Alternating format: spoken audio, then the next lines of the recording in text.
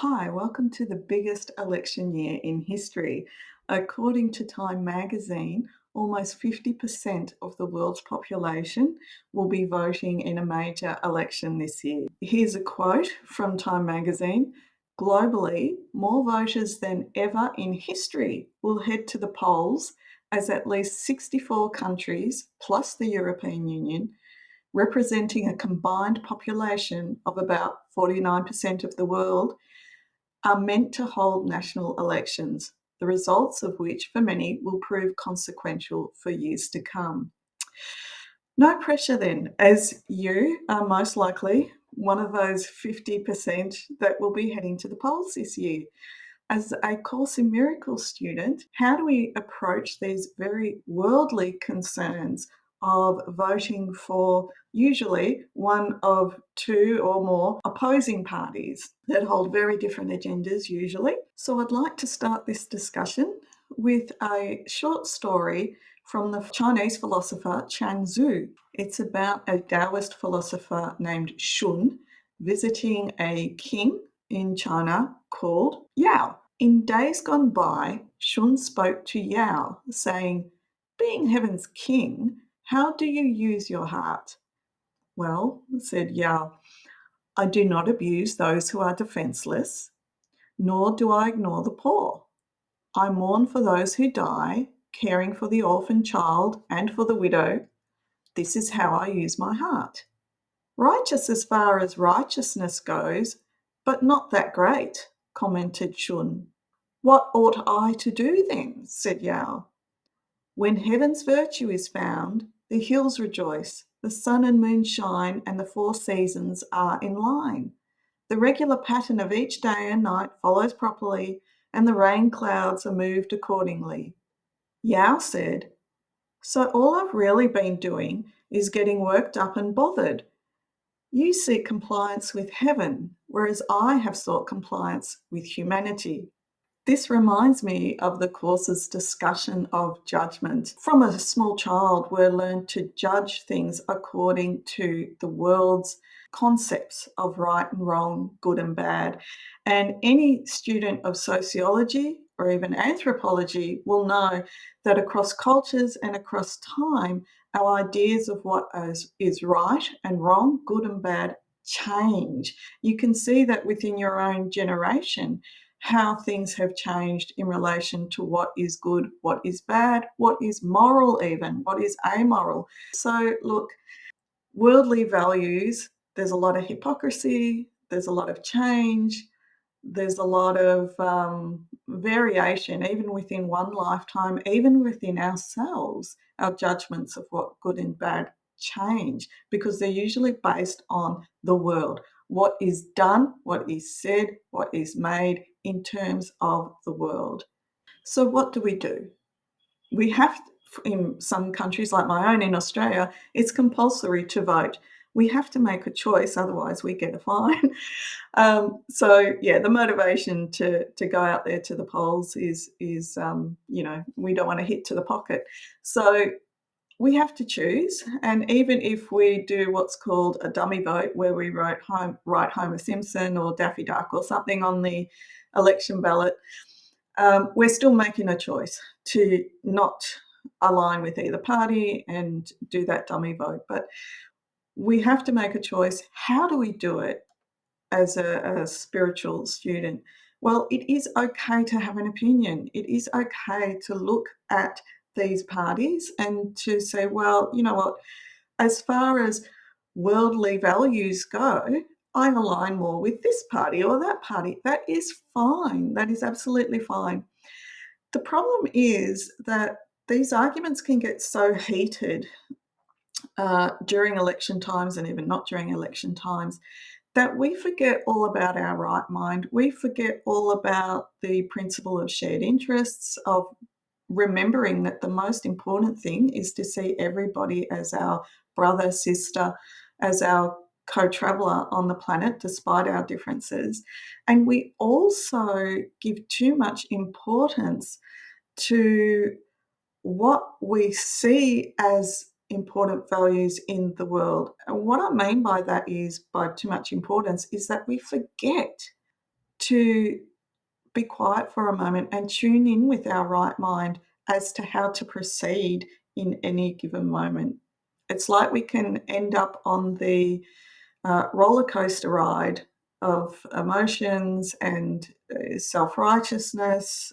The most important thing is to check in with our right minds and see, okay, how will I proceed here in this discussion with somebody, in this voting procedure?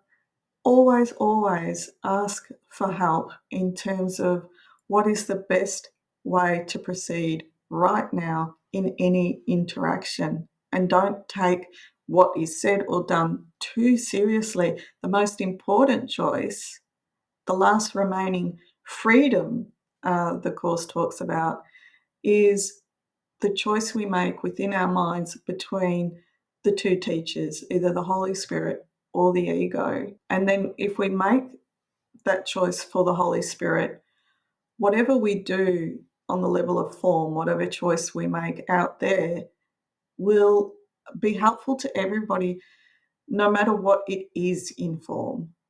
An example of this from my own life was when my elderly father was in care during the pandemic period.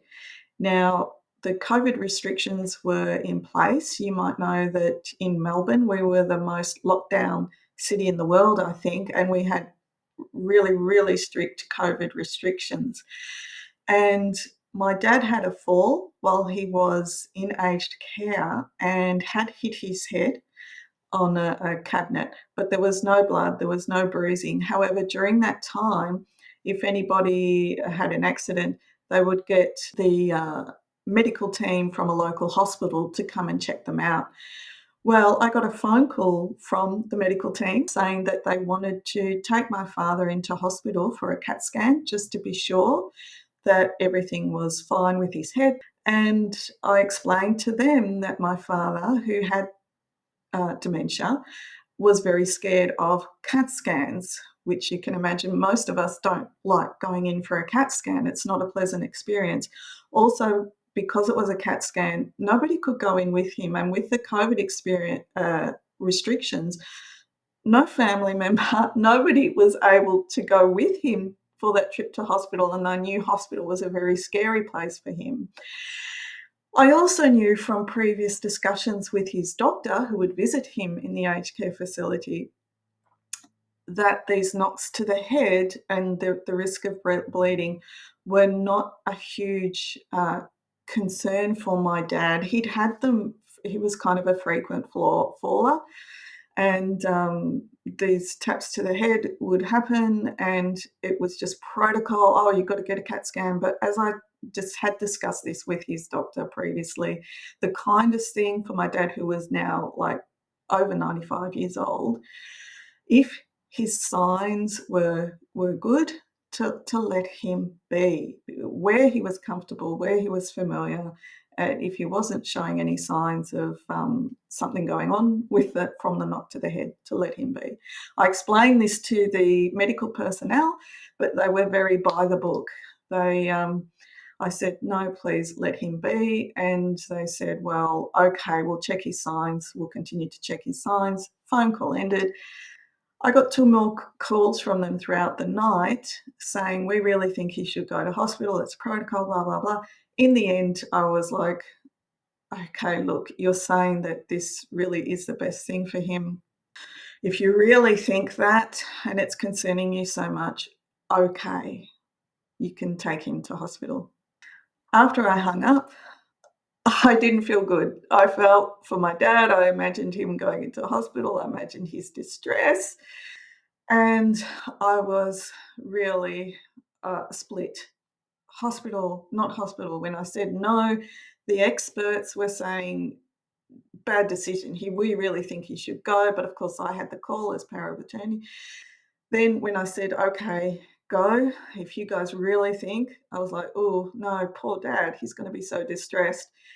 In that moment, I just knew that the most important thing for me to do right now was to choose within my mind between the Holy Spirit and the ego to see things through the Holy Spirit's eyes, that was the most important choice, to switch my focus from out there to in there.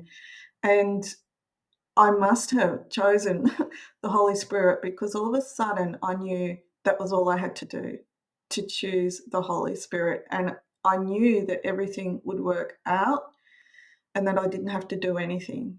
About half an hour later, I got a phone call, or even say 15 minutes later, I got a phone call from my dad's doctor. He happened to be going through the aged care facility, noticed what was going on, and he was ringing to tell me that he had told the medical people, no, no, leave my dad there, and there was no need to take him to hospital. And he went through the plan of care that we had and why it was no need to take dad to hospital. And the doctor was just calling me to check in that that was okay with me, and I was just so grateful. I said yes.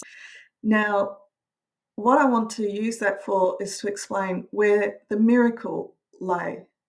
The miracle didn't lie in the doctor going to visit dad. In terms of scripts, that was already going to happen.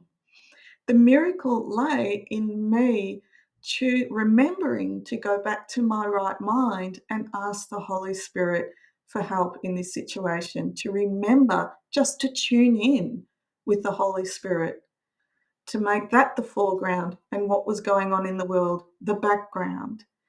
That was the miracle. The miracle is when you remember to go back to your mind and choose the Holy Spirit.